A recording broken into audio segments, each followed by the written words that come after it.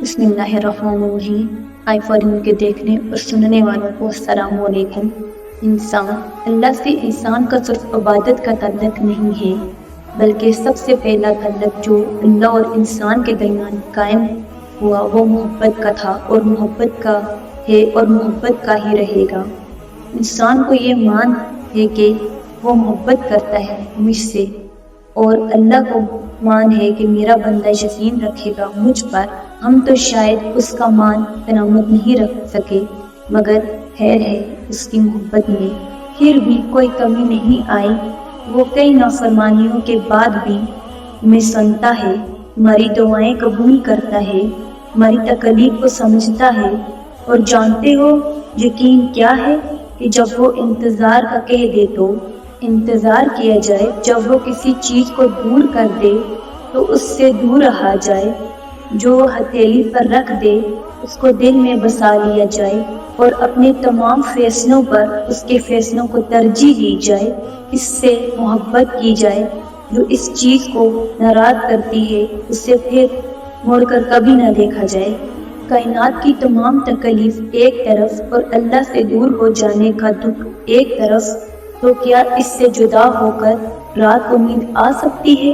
क्या इसको नाराज कर ये सुकून मिल सकता है? अगर ऐसा होता तो वो कभी इंसान का सुकून अपने जिक्र में ना छुपाता। अगर ऐसा होता तो वो कभी सजदा ना बनाता।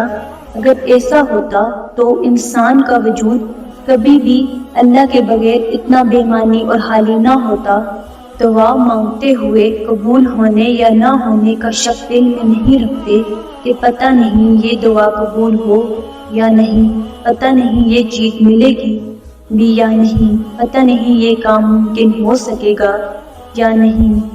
ये सारे खदशात तो तुम्हारी ज़ात के हैं। अल्लाह की ज़ात तो इससे कहीं ज़्यादा वसी है। वो तो मौजज़ों का बादशाह है, जब चाहे हालात बदल सकता है, वो जब चाहे दिल बदल सकता है, वो जब चाहे लाहासिल चीज़ से नवाज सकता है, नसीब बदल सकता है। अल्लाह वो सब कर सकता है जो तुम नहीं कर सकते।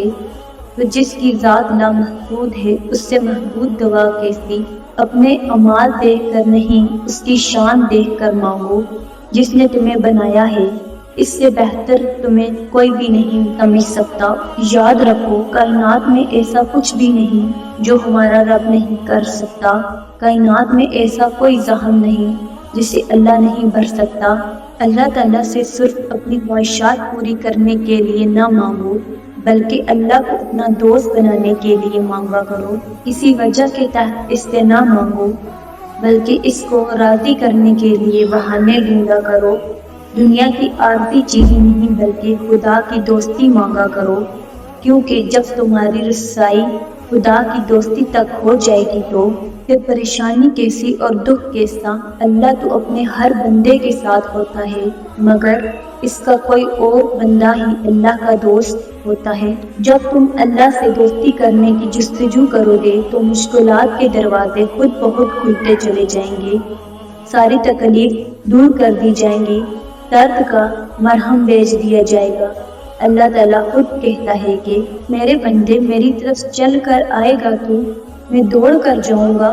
अल्लाह ताला को मनाओ, इससे लाड करो जैसे अपने सबसे अच्छे दोस्त यार से करते हो। अपनी हर छोटी सी छोटी बात भी अल्लाह को बताओ। चलते फिरते, काम काज करते, उठते बैठते, सोते जागते, जो बात भी दिल में है, जो तुम्हें परेशान कर रही है, उसका तज़किरा अल्लाह से ही करो। तुम्हें जल्द ही एहसास हो जाएगा कि तुम जैसे तुम्हारी रूह में सुकून सा आ जाएगा, एहसास सा हो जाएगा कि कैसे तुम्हारी रूह में एक सुकून सा आ गया है, कैसे तुम्हारे हर सवाल को तसल्ली मिल गई है। अल्लाह ताला तुम्हारे दोस्त बनने पर तुम्हें तहज्जुद के सजदे तक ले जाएगा। तुम्हारी दिली मुरादें चाहे पूरी हो या ना हो, तुम्हें बेशक वो मिले या ना मिले, मांग रहे हो लेकिन तुम्हें खुदा ज़रूर मिल जाएगा। क्या ये काफ़ी नहीं है कि तुम दर्द में अल्लाह को पुकारते हो? अल्लाह पर यकीन रखो, अल्लाह सब कुछ बेहतर करने वाला और बेहतरीन देने वाला है।